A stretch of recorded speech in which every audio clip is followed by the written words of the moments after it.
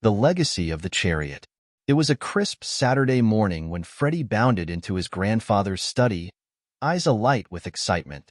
Today, Grandpa had promised him a trip to the museum, a place Freddie always found full of mystery and adventure.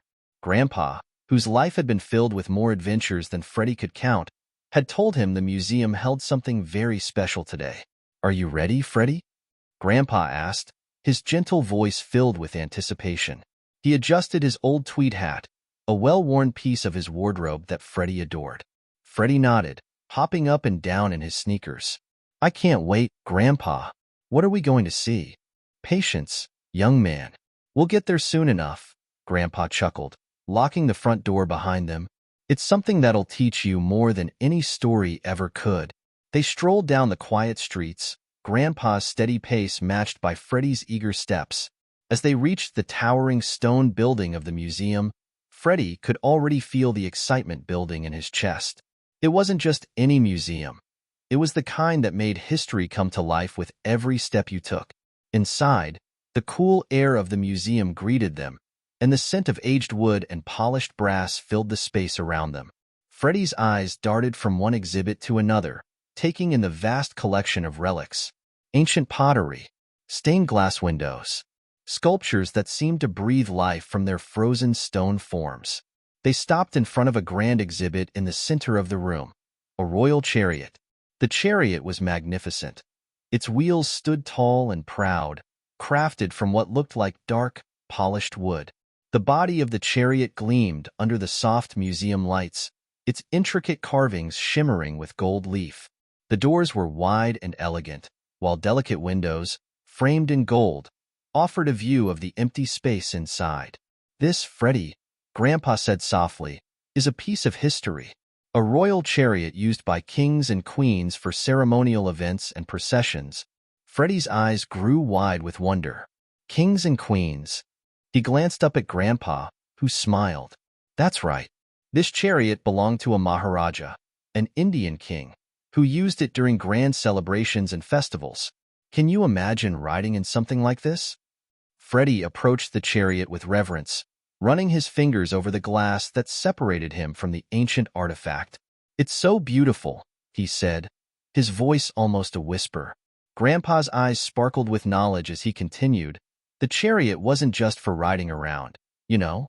It was a symbol of power, meant to show off the wealth and importance of the Maharaja.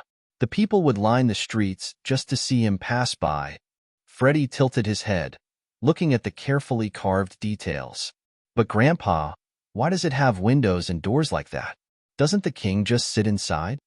Grandpa nodded, his face glowing with the pleasure of a good story.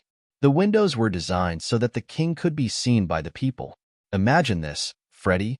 During parades, the royal chariot would be pulled through crowds of people, and the windows allowed the king to wave and show himself to his subjects. It was a way to connect with the people. It wasn't just about riding. It was about showing the people that their king was there." Freddie leaned closer to the glass. "And the doors? Why are they so fancy?" Grandpa smiled. "The doors were intricate because they represented the king's high status. No common person would ever have such elaborate doors. Everything about this chariot was meant to show the world how important the Maharaja was." Freddie's mind raced as he gazed at the chariot. "Grandpa, do you think if I had a chariot like this, I could be a king too?" Grandpa chuckled and patted him on the head. "Maybe, but it's not the chariot that makes you a king, Freddie. It's what you do with your heart and mind. A king is someone who leads with wisdom and compassion." Freddie thought about that for a moment before nodding. "I want to make something like this, a smaller one though, like a gift for you." Grandpa's smile grew wider. "You're full of ideas, aren't you?" That afternoon, back at Grandpa's house, Freddie didn't waste any time. He gathered his craft supplies, some construction paper, scissors, glue, and markers. He wanted to create a chariot just like the one in the museum. It wouldn't be as grand, but Freddie knew it would carry something just as important, his love for his grandfather. He worked for hours, snipping, gluing, and coloring. As the sun began to set, Freddie had managed to assemble a small, paper version of the royal chariot. The wheels were round but carefully drawn, and the doors were cut with intricate designs that mimicked the golden carvings from the museum. The windows, too, were there. Though they were simple, they sparkled with Freddie's bright imagination. When the chariot was done, Freddie felt a rush of pride. He knew it wasn't as majestic as the real one, but it was his creation, built with his own hands and heart.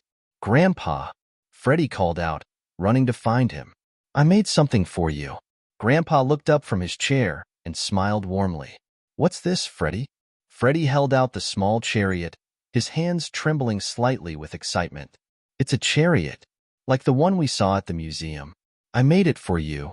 Grandpa took the tiny chariot into his hands, turning it carefully, examining the delicate wheels and the detailed design on the doors. His eyes softened with emotion. "Freddie, this is wonderful," Grandpa said, his voice thick with appreciation. "You've put so much thought into it. I can see the effort you put in. Thank you, my boy." Freddie's heart swelled with happiness. He watched as Grandpa carefully placed the chariot on the shelf beside other small mementos he had kept over the years. "I'll keep it here," Grandpa said, "right next to all the things that remind me of the people I love most." Freddie beamed. "I'm glad you like it, Grandpa.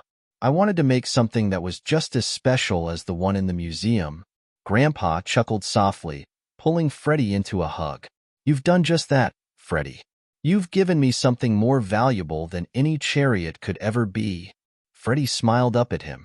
"Well, I think this chariot will make you the king of my heart, Grandpa." And for the rest of the evening, they sat together, talking about the past, the present, and the future. About the stories of kings and queens, the lessons of life, and the love they shared. In the days that followed, Freddie's small chariot became a symbol of something far more precious than any royal carriage. It became a reminder that love, craftsmanship, and the bonds of family were the true treasures, ones that time could never take away. As Freddie grew, he would remember that day at the museum, the day he learned about the power of history, the wisdom of his grandfather, and the joy of creating something meaningful with his own hands. And as he made more memories with Grandpa, he would always remember that chariot, a gift made of paper and love that had made both of them feel like kings.